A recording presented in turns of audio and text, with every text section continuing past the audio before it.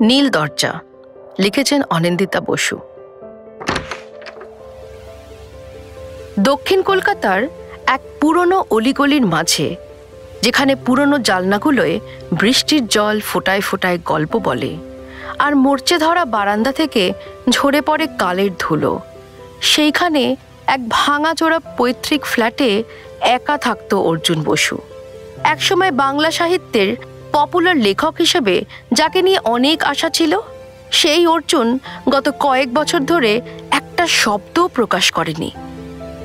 খাতাপত্রে অর্ধেক লেখা, অর্ধেক ভুলে যাওয়া গল্প ছড়িয়ে পড়ে আছে ঘরের কোণে।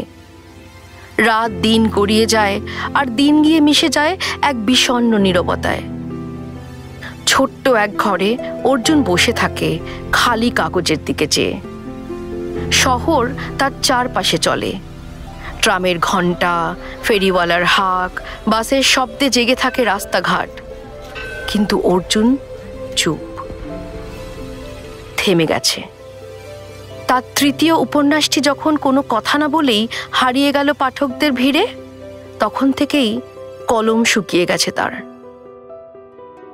মাঝে মধ্যে সে নিজের ঘরের কোনাকুনি খুঁজে দেখে, যদি কোথাও কোনো চাবিকাঠি পাওয়া যায় যা তাকে আবার শব্দ ফিরিয়ে দেবে। একবার সে পেয়েছিল একটি চিঠি, এক প্রকাশকের, অনেক পুরনো, যেখানে লেখা ছিল তার দাদু অলোকেশ বসুর পাণ্ডুলিপি নাকি প্রকাশকের হাতে পৌঁছায়নি কোনোদিন। আর চিঠির নিচে কালি কলমে আঁকা ছিল কিছু কথা। সবকিছু দেখা যায় না, কিছু শুধু অনুভব করা যায়, বেঁচে থাকা যায়। অর্জুনের চোখে পড়ল লেখাটা যেন নিজের হাতের লেখা। তবে অর্জুনকে সবচেয়ে বেশি পীড়া দিচ্ছিল ব্যর্থতা নয়, একটা স্বপ্ন। এখন প্রায় প্রতিদিনই আসে। একটা লম্বা করিডোর, দুপাশে পচে যাওয়া কাঠের দরজা, পুরনো কবাটের ক্যাচ ক্যাচ শব্দ, ওপরে এক দুলতে থাকা কুয়াশা ঢাকা লণ্ঠন, আর সবচেয়ে আশ্চর্য ব্যাপার, একটা নীল রঙের দরজা।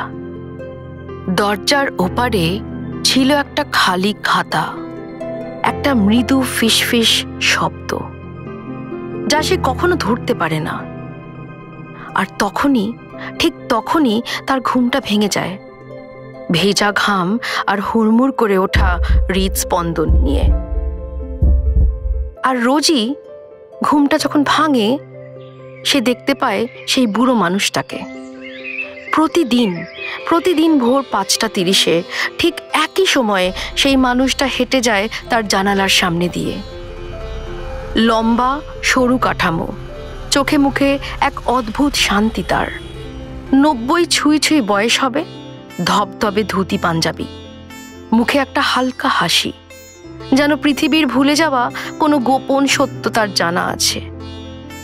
সবচেয়ে অদ্ভুত ব্যাপার, বছরের পর বছর ধরে লোকটা একরকম, একটুও বদলায়নি। না লাঠি, না তারা, শুধু জীবনের লক্ষ্যে হেঁটে চলা। অর্জুন অবাক হয়ে দেখে লোকটাকে। এই মানুষটা এত সুখী কেন? নিজে তো ডুবে আছে দ্বিধা আর অস্থিরতায়। প্রতিদিন সেই একই দুঃস্বপ্নে তারা খাচ্ছে সে। পাড়ার লোক এই লোকটিকে বাবুদা বলে ডাকে।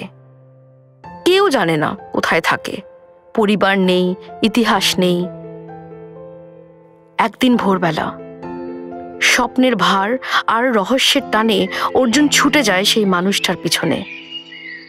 বাতাসে সেদিন বর্ষার গন্ধ।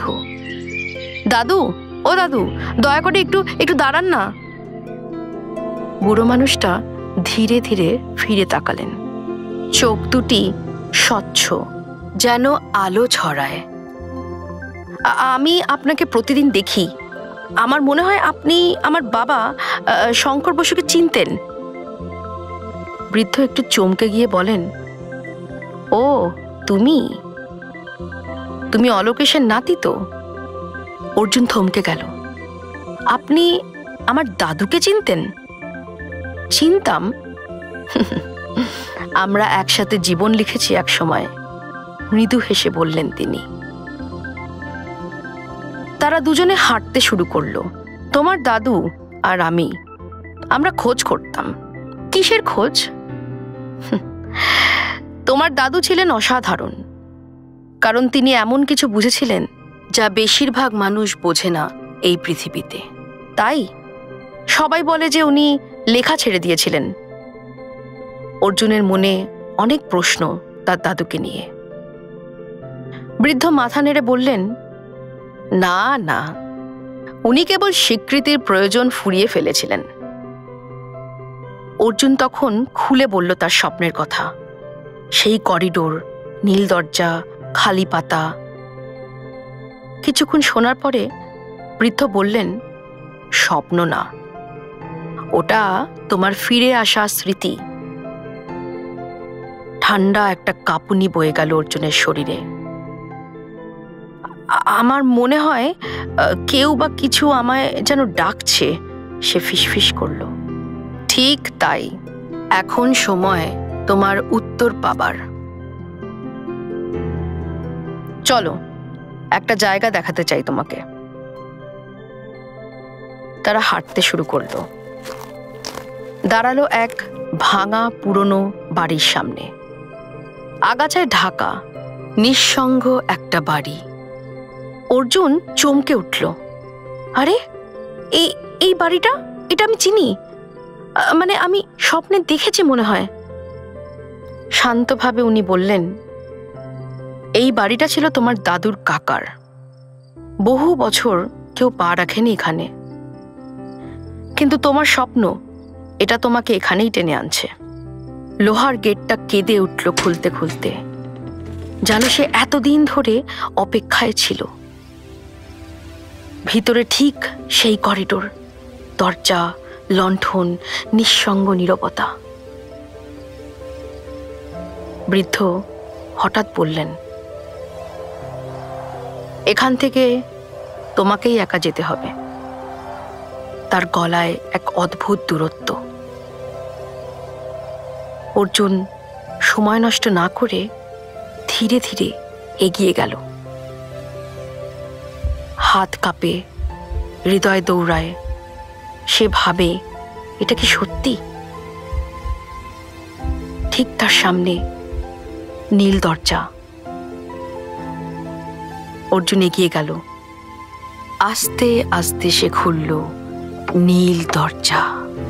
অর্জুন থমকে গেল। ধুলোয় ভরা ঘর, একটি টেবিল আর একটি ডায়েরি।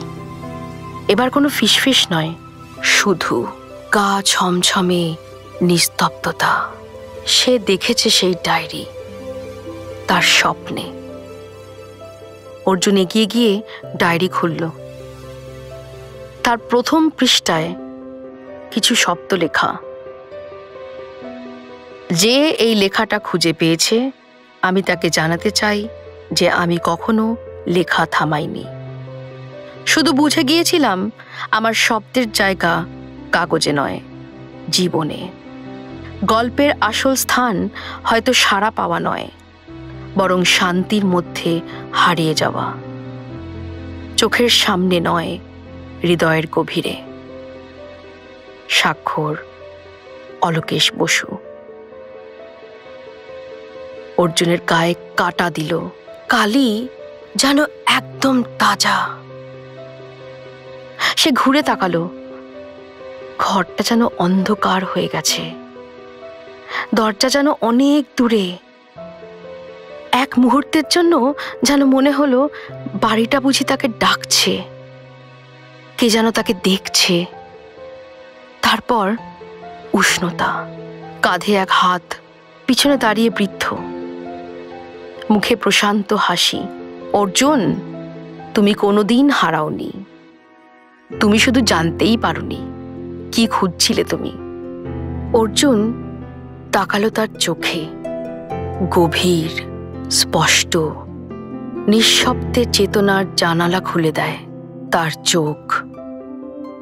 অর্জুন, তোমার দাদু ব্যর্থ লেখক ছিলেন না। তিনি বুঝেছিলেন সব গল্প পাঠক চায় না।